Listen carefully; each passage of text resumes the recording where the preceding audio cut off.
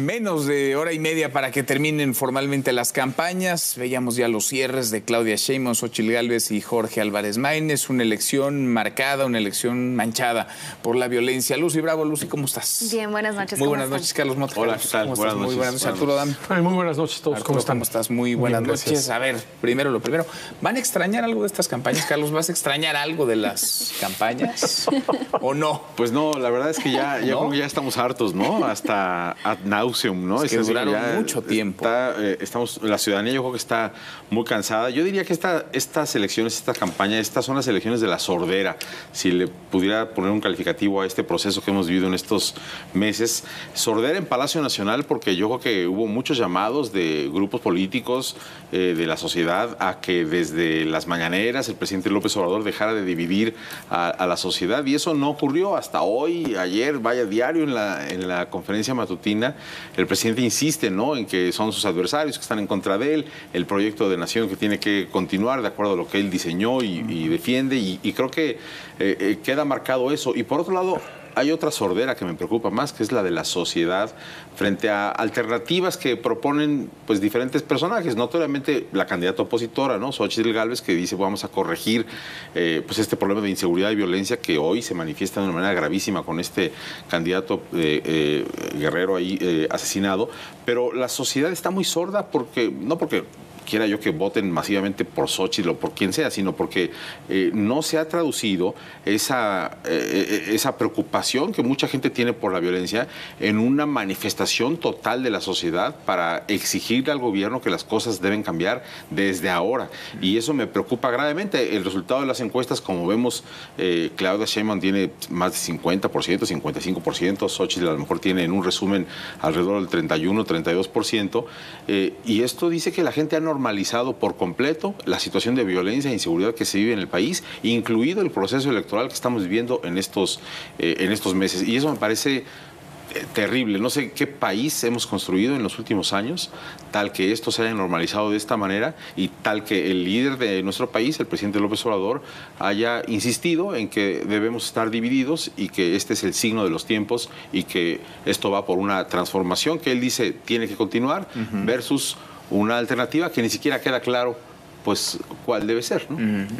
Si acaso oponerse a lo que se está haciendo. El presidente habla de que la campaña marchó en Santa Paz y que serán elecciones libres y en condiciones de seguridad, pero la realidad, Lucy, pues la realidad es terca y va diciendo otra cosa. ¿Cómo ves las cosas? Sí, bueno, incluso se atrevió a decir que ha sido una de las contiendas electorales pues más fresas, ¿no? Que él en su momento llegó a competir en elecciones mucho más calientes, lo cual pues sí nos lleva a esta reflexión de qué es lo que acabamos de vivir, ¿no? De entrada, yo creo que no hay mayor muestra de esta polarización y me atrevo a decir de esta disonancia que vivimos como mexicanos a diario, porque si revisábamos hoy las imágenes en cualquier espacio informativo, era como una especie de pantalla dividida, ¿no? Si tuvieras que hacer, ¿no?, el famoso split screen, ¿no?, de los cierres de campaña violentos, manchados de sangre, con candidatos asesinados a plena luz del día en un mitin político,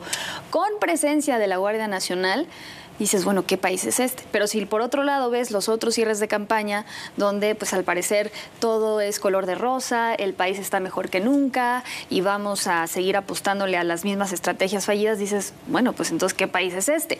Y entonces es en esta disonancia en la que tenemos que acudir a las urnas el próximo 2 de junio para decir qué rumbo queremos tomar como país, ¿no? Entonces yo sí creo que es momento de ejercer obviamente nuestro derecho al voto, pero sí, no sé, diría que bajo dos principios básicos, ¿no? Uno en retrospectiva, es decir, cómo vamos a evaluar, porque también se nos olvida que al final del día para eso es el voto, para calificar la gestión en turno, sea a nivel local, estatal o federal, y también en prospectiva, es decir, qué país queremos a futuro.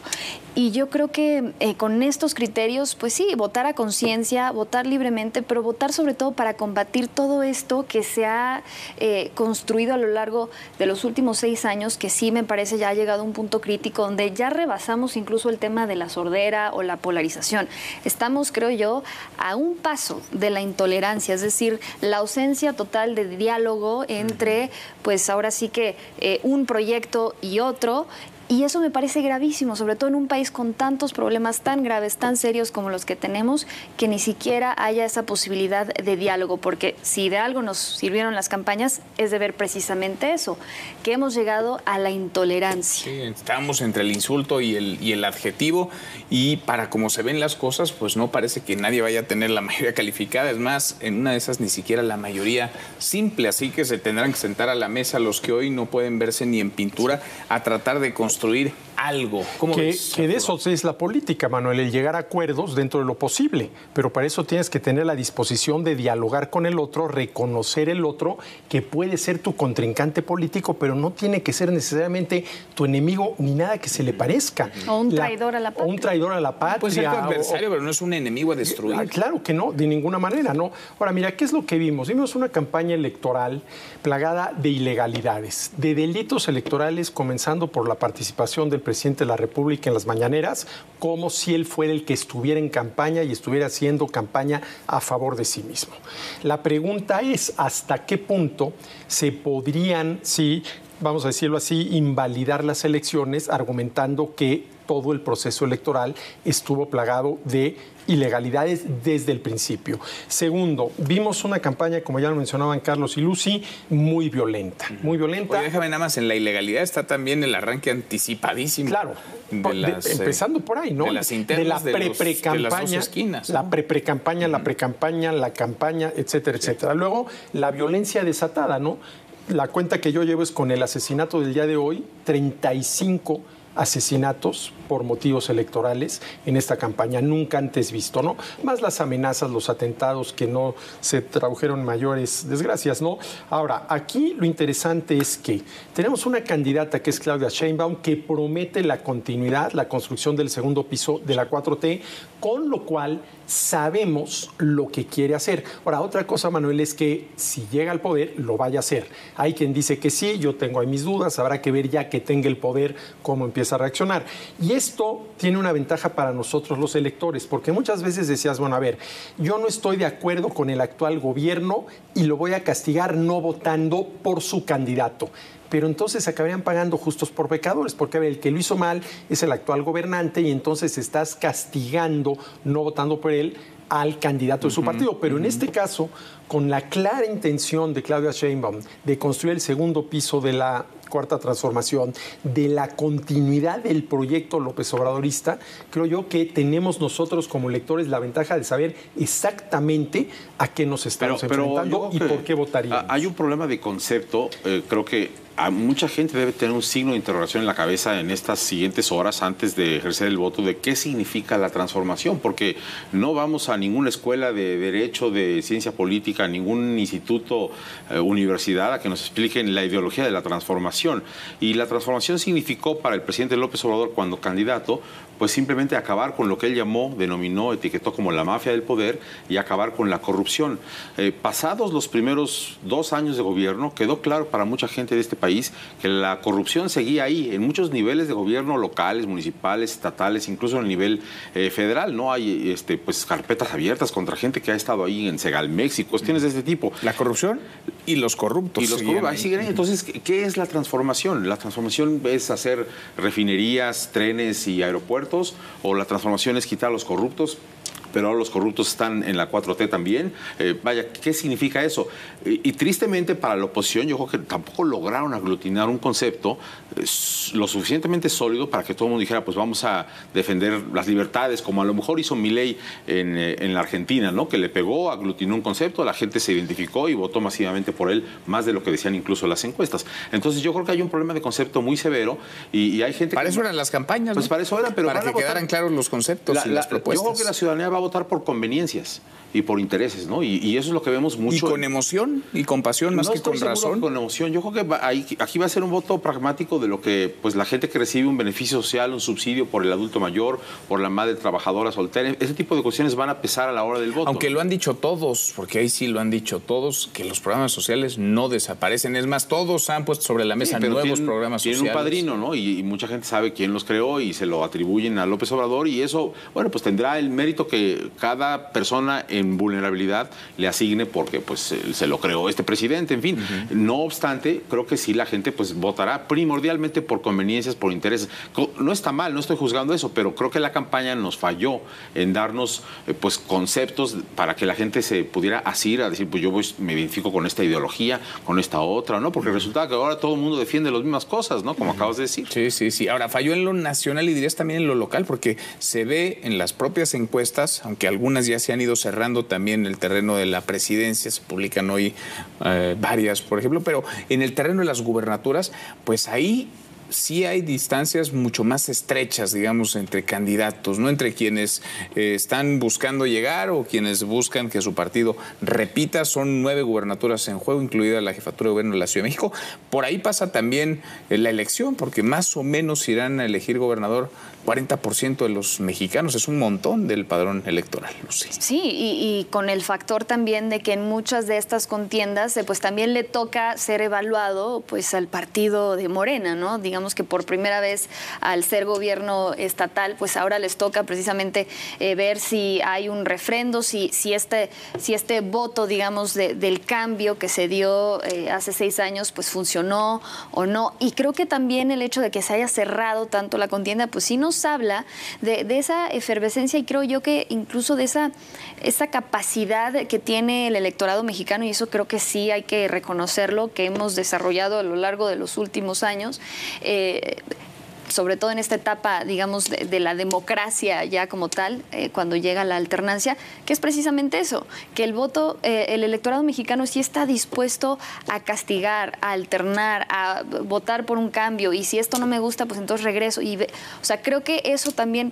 de alguna manera, sí habla bien del electorado, pero de alguna forma también nos habla de cómo para el partido de Morena, en este caso, pues sí hay varias gubernaturas en juego que hace 3, 4, 5 meses, si nos hubiéramos preguntado lo mismo, no lo hubiéramos considerado como una posibilidad. Y ahora sí, como es el caso sí de Morelos, de Veracruz. O sea, que las traían en la bolsa y hoy ya no las traen. Y hoy tan no seguras. Necesariamente, ¿no? Podría haber sorpresas. Muchos hablan de lo que pueda ocurrir en la Ciudad de México, algo que hubiera sido impensable hace un año, evidentemente. Entonces, creo que sí ha habido pues un efecto directo de lo ocurrido en las campañas, pero también creo yo que tiene que ver con esta característica del electorado mexicano que sí está dispuesto a la alternancia. Yo insistiría en eso incluso en la elección presidencial, ¿no? A mí no me extrañaría del todo que de pronto Xóchitl Gálvez surgiera como la ganadora. Claro, no es quien tiene hoy la probabilidad más alta de llevarse el triunfo, es claramente Claudia Sheinbaum, de acuerdo a los ejercicios de encuestas que hemos visto, pero no sería totalmente descartable. Tiene alguna probabilidad y eso pues podría llegar a materializarse. No es quizá lo más probable, pero bueno, creo que sí, efectivamente existe algo de esto, ¿no? Hay algo de esperanza en el electorado. A ver, ¿qué es la maravilla de la democracia? No son los votos los que cuentan en la urna y no sabremos hasta la noche del domingo quién ganó. Y mira, aquí la enorme ventaja es que al final de cuentas las casillas las van a instalar los ciudadanos, nuestros vecinos, a quienes conocemos. Ahí vamos a ir a votar, ahí se va a hacer el conteo. Eso sigue siendo uno de los grandes activos de la democracia mexicana, ¿no? El otro día me preguntaban, sí, pero ¿qué pasa una vez que los ciudadanos que llevaron a cabo la votación entregan los documentos al INE? Ahí es donde pudiera haber algún vigilados, ¿no? así. Por los partidos. Entonces, están vigilados. Entonces, esa es la gran ventaja, Manuel. Esa es la gran ventaja. Y ahí es donde se cruza el tema de seguridad, que precisamente haya condiciones para que se instalen las casillas, no en zonas urbanas y en donde hay representantes de casillas de prácticamente todos los partidos, rurales, sino en las zonas que están bajo dominio total o parcialmente del crimen organizado. Por ahí la pregunta es exactamente cuántas zonas están bajo dominio del crimen organizado, ¿no? Y hasta qué punto van a operar para inhibir la participación de los ciudadanos y hasta qué punto los ciudadanos dirán, bueno, pues independientemente de esto, yo voy porque considero que es un deber, es un derecho, sobre todo es un derecho que tenemos que costó mucho. Las nuevas generaciones esto no se dan cuenta, pero a ver, nada más, en 1976 hubo un solo candidato a la presidencia que fue López Portillo, uno solo, ¿no? La cosa cambió y ojalá y realmente la gente salga a votar, Manuel, porque independientemente de por quién vote, aunque cada uno quisiera que votaran por quien uno quiere, que salieran a votar. Y sabes, ¿no? los jóvenes, porque parece que hay un reto grande con los jóvenes, ¿no? No quienes hoy tienen 18 años que van a querer estrenar su credencial, pero creo que ya quienes tienen 22, 23, hay un hueco ahí importante que a mucha gente, hasta donde puedo escuchar, leer, le preocupa, ¿no? Que de los 22 hasta los 30 años quizá hay una ausencia de voto muy importante. Sí, y que ya se veía venir incluso desde las elecciones de 2021, que se detectó ahí, pues evidentemente un abstencionismo muy grande, sobre todo el voto joven, que pues es uno, digamos, este sector que de alguna manera se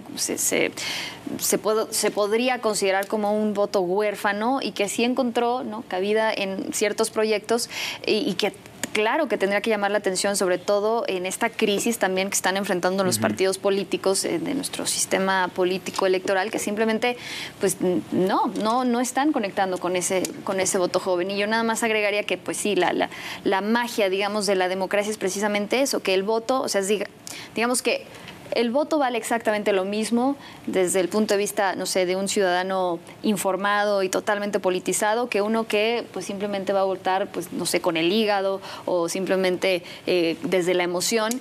Y eso también es la belleza de la democracia. Sí es un sistema imperfecto, pero hay que defenderlo y yo creo que sí hay que decir que hay dos conceptos muy claros, digamos, ahondando un poco más en lo que decía Carlos de que la oposición no logró aglutinar o crear un mensaje, pues yo creo que sí hay un mensaje muy claro que tiene que ver con pues qué tipo de democracia queremos en el futuro, sí, ¿no? Una de contrapesos o una en la que yo no creo que los dos mensajes están muy claros. Uno es más 4T y otro es ya no más 4T.